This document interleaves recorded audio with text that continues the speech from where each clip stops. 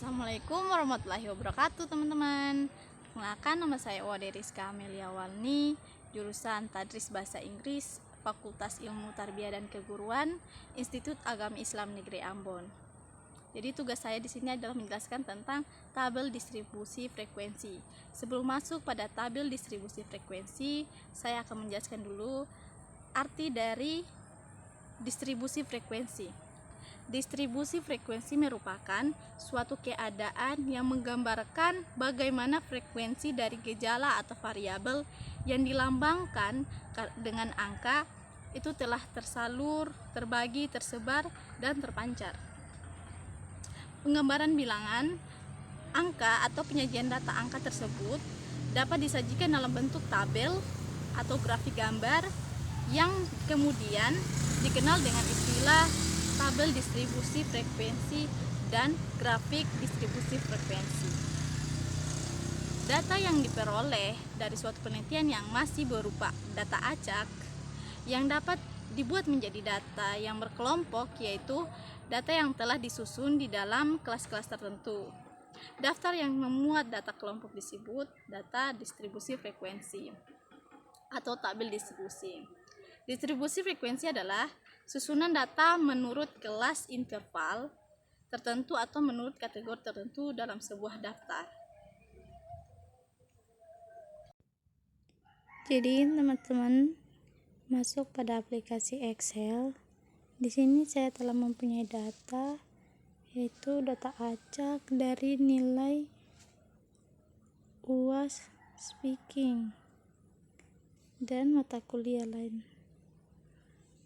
Ini adalah data acak yang ingin saya kelompokkan. Ini mata kuliah speaking untuk semester 1. Nilai ujian teman-teman kelas. Jadi saya menggunakannya untuk membuat data kelompok. Saya ingin mengelompokkan data-data yang telah saya miliki.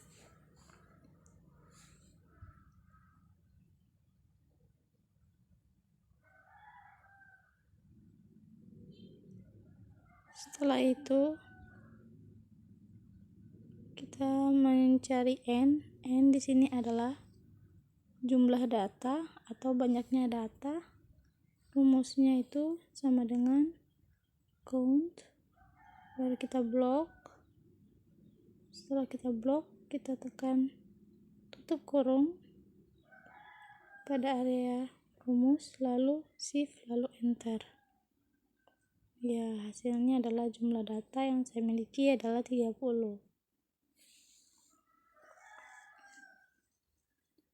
Setelah mencari jumlah data, di sini kita mencari, sebelum kita mencari range atau rentang nilai, kita mencari dulu nilai minimum dan maksimum. Minimum adalah nilai yang paling terkecil dari data ini, dan nilai maksimum adalah nilai yang paling tertinggi dari data yang saya miliki. Pertama, max, rumusnya itu sama dengan max, terus kita blok ke daerah data, kita blok itu tekan lepas, terus tutup kurung, shift, lalu enter. Ya, nilai maksimumnya sudah ada, yaitu 95, dan seterusnya kita mencari nilai minimum dari data ini. Jadi rumusnya sama dengan min, terus kita blok data ini, kita blok, tekan kursor lama, terus arahkan data yang ingin kita blok semuanya ya, terus tutup kurung, shift, lalu enter. Jadi nilai minimumnya adalah 60. Setelah kita menentukan minimum dan maksimum, kita bisa mencari nilai range-nya atau rentang nilainya. Rentang nilai dari nilai yang paling terkecil sampai yang terbesar itu range-nya berapa, atau rentangannya, jangkauannya. Jadi di sini kita rentang nilai yang ada pada data yang telah saya miliki.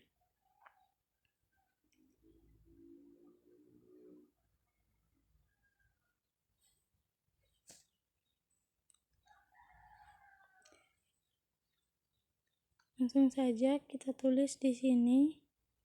Pada kolom ini adalah rank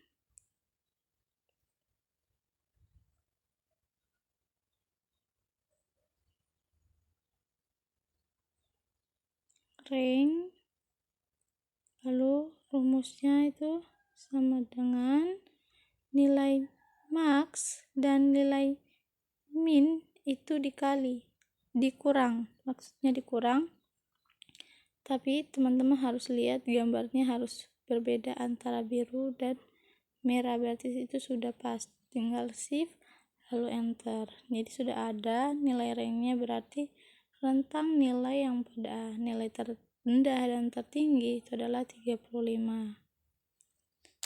Setelah kita menentukan ranknya, di sini kita mencari banyak kelas.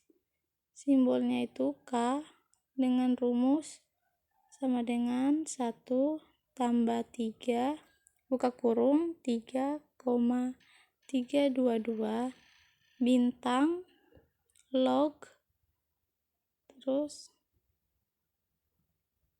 tutup kurung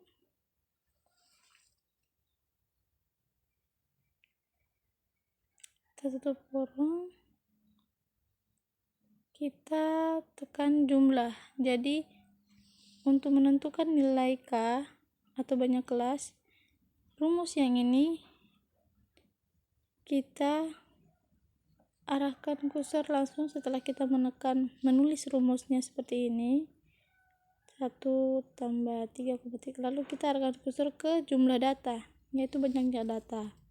Jadi sudah seperti itu, tinggal tutup kurung lalu shift lalu enter.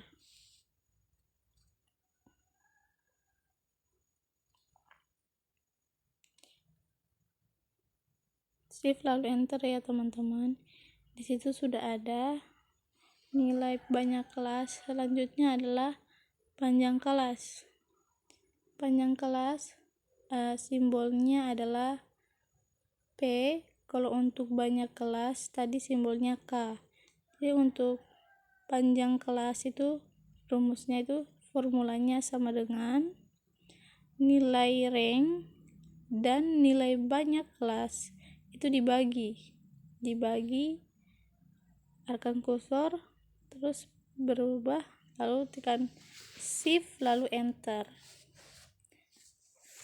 Jadi sudah ada nilai untuk kita sudah mengelompokkan atau sudah menentukan nilai dari jumlah data, maksimum, minimum, rank, banyak kelas dan panjang kelas.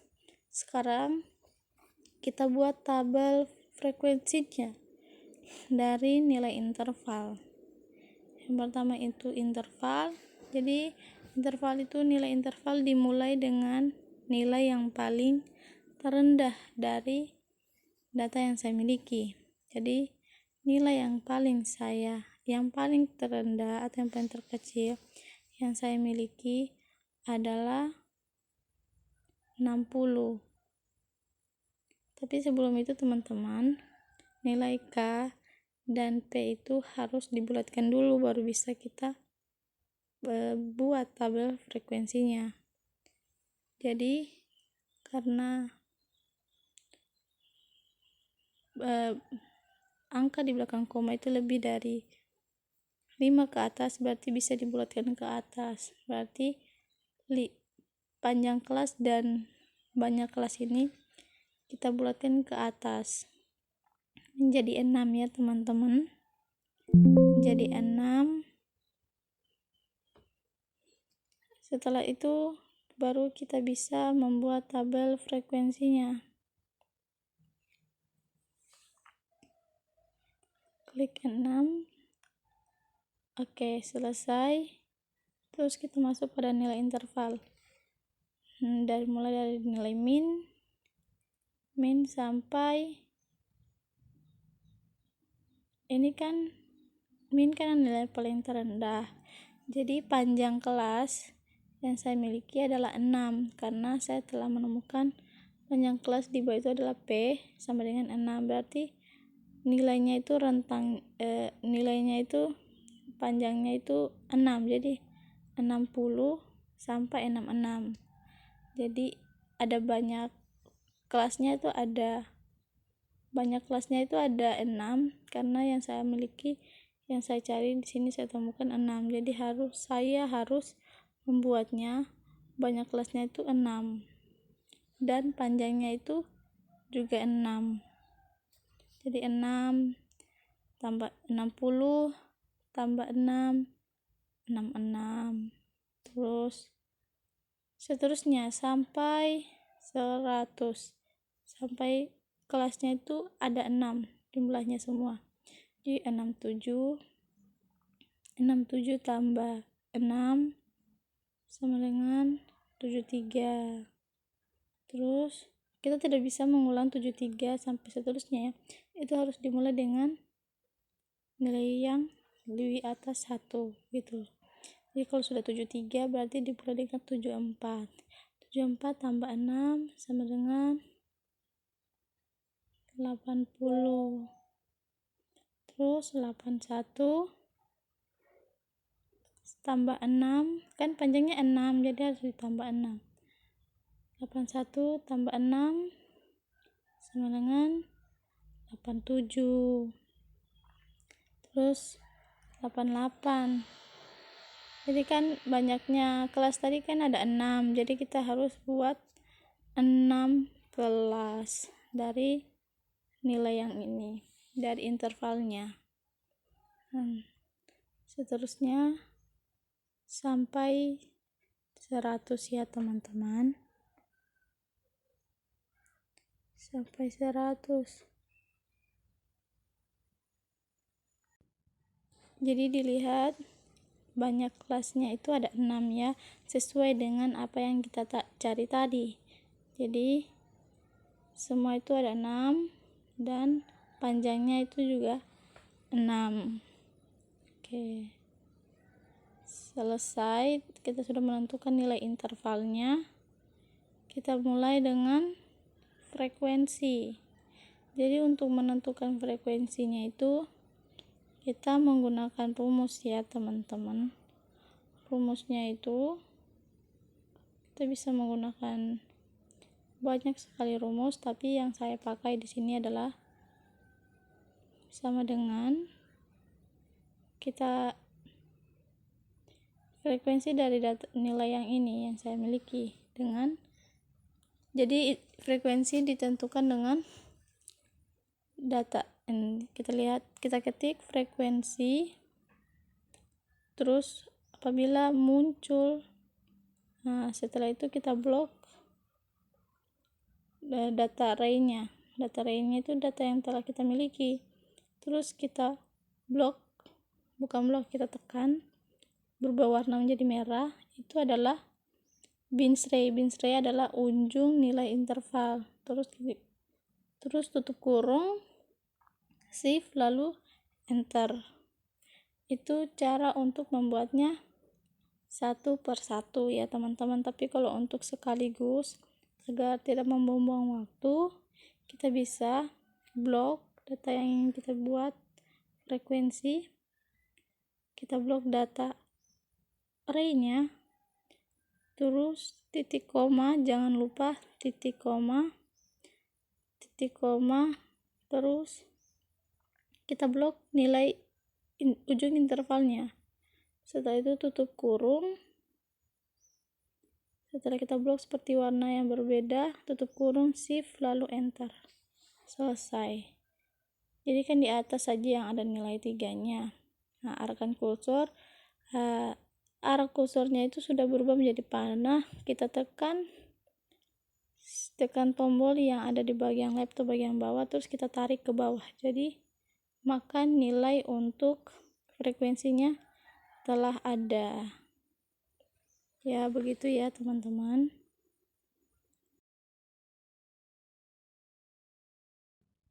Kita tulis di sini tabel distribusi frekuensi.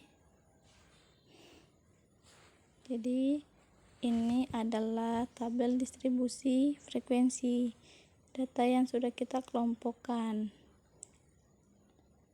Kita rapikan dulu agar bagus kelihatannya. Ya, kita rapikan.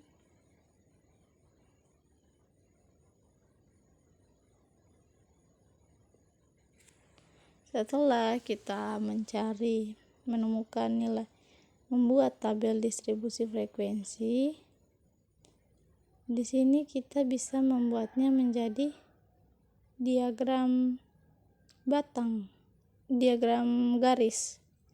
Jadi kita bisa ke insert,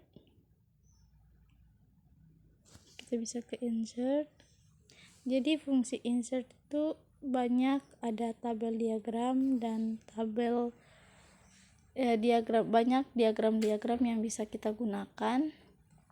Jadi saya menggunakan diagram garis.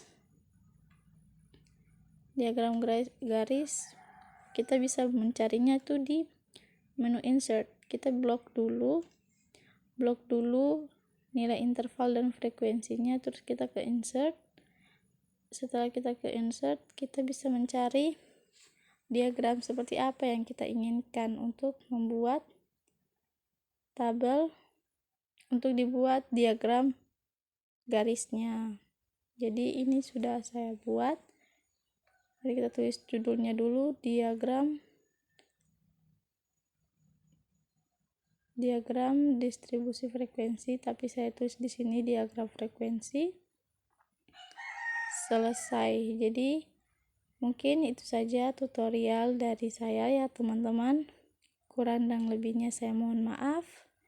Semoga video ini bermanfaat untuk teman-teman semua. Terima kasih untuk teman-teman yang sudah nonton video ini. Jangan lupa untuk mempraktekannya di rumah, dan semoga video ini bermanfaat untuk kalian semua. Jangan lupa like, comment, and subscribe. Bye.